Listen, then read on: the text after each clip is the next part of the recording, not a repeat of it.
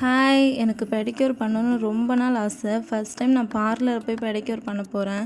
என் ஸ்கின்னை பாருங்கள், எவ்வளோ டர்ட்டியாக, எவ்வளோ அந்த வெடிப்போட டெட் ஸ்கின்னோட இருந்துச்சுன்ட்டு எனக்கே பிடிக்கல பார்க்க. ஸோ ஒரு டைம் பார்லரில் பண்ணிவிட்டு அந்த இயர் ஃபுல்லாக நான் வீட்டிலே மெயின்டைன் பண்ணலான்னு இருக்கேன்.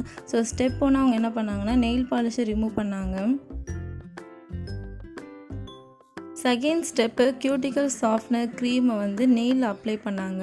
இதை அப்ளை பண்ணுறதுனால நெயிலில் இருக்க டர்ட் அண்ட் கியூட்டிக்கலை ரிமூவ் பண்ண முடியும். ஸோ இதை அப்ளை பண்ணிவிட்டு வாட்டரில் வைக்க சொன்னாங்க.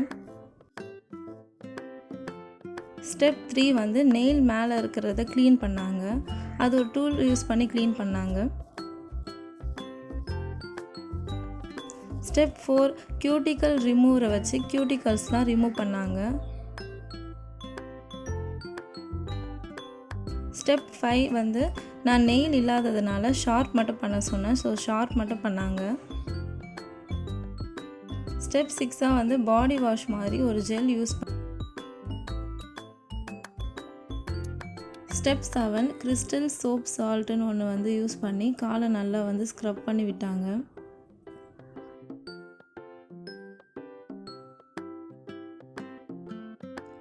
ஸ்டெப் 8 இந்த ஸ்டோன் ஸ்க்ரப்பரை எல்லாருமே பார்த்துருப்பீங்க, எல்லாருமே யூஸ் பண்ணியிருப்பீங்க. இதை யூஸ் பண்ணி ஹீல் அண்ட் மேல் பக்கத்தில் எல்லா இடத்துலையும் நல்லா ஸ்க்ரப் பண்ணி க்ளீன் பண்ணிட்டாங்க. தென் ஸ்டெப் 9 ஒரு ஸ்டீல் ஸ்க்ரப் யூஸ் பண்ணி அந்த டெட் ஸ்கின் எல்லாமே ரிமூவ் பண்ணுறாங்க. இதை யூஸ் பண்ணுறதுனால அந்த பாத வெடிப்புக்கிட்ட இருக்கிற டெட் ஸ்கின்னு மேலே இருக்கிறது எல்லாமே வந்துடும்.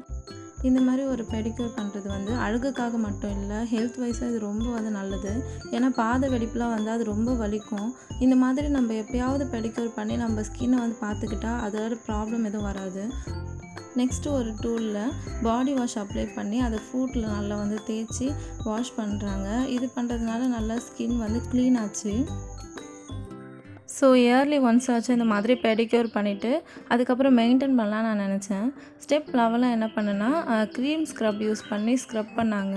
அது ரொம்ப ரிலாக்ஸாக இருந்தது. நல்லா நீ லென்த் வரைக்கும் மசாஜ் பண்ணாங்க. இந்த மாதிரி பண்ணுறதுனால அங்கே இருக்க பெயின், அப்புறம் அங்கே இருக்க ஸ்ட்ரெஸ் எல்லாமே ரிலாக்ஸாக இருந்தது. நல்லா நான் நல்லா தூங்கினேன். அதுக்கப்புறம் அவங்க பண்ண மசாஜ் ரொம்ப ரிலாக்ஸாக இருந்தது. இது எக்ஸ்ட்ரா ஸ்டெப் தான். இது நான் இந்த பெடிக்யூருக்கு 500 பே பண்ணேன். எனக்கு இது கொஞ்சம் டூ மச்சாக தான் இருந்தது.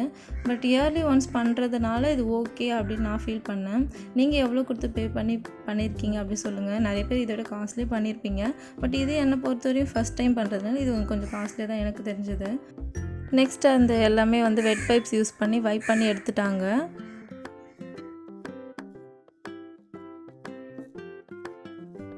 நெக்ஸ்ட்டு 12th ஸ்டெப் என்ன பண்ணாங்கன்னா, ஃபேஸ்க்கு எப்படி நம்ம ஒரு பேக் அப்ளை பண்ணுவோமோ அதே மாதிரி ஃபுட்க்கு அப்ளை பண்ணாங்க. இதனால் நீ லென்த் வரைக்கும் அப்ளை பண்ணாங்க.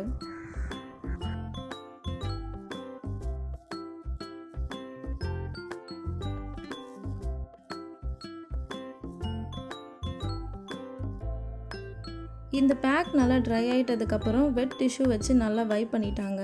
அதுக்கப்புறம் நெயில் பாலிஷ் அப்ளை பண்ணாங்க. அதை நான் எடுக்க மறந்துட்டேன். அப்புறம் வீட்டுக்கு போயிட்டு நான் ஃபோட்டோ எடுத்தேன், வீடியோ எடுத்தேன். பார்க்கவே ரொம்ப சூப்பராக இருந்தது. பிஃபோர் அண்ட் ஆஃப்டர் பார்க்கும்போது என்னோடய ஸ்கின் நல்லா சாஃப்டாகிடுச்சு. நல்லா க்ளோவாக இருந்தது. எனக்கு ரொம்பவே பிடிச்சிருந்தது. ஆஃப்டர் வீடியோ பாருங்கள், எவ்வளோ சூப்பராக ஷைனிங்காக இருந்தது. எனக்கு ரொம்பவே சாட்டிஸ்ஃபைடாக இருந்துச்சு. இந்த வீடியோ பிடிச்சிருந்தா லைக் பண்ணுங்கள், ஷேர் பண்ணுங்கள் அண்ட் சப்ஸ்கிரைப் பண்ணுங்கள். தேங்க்யூ.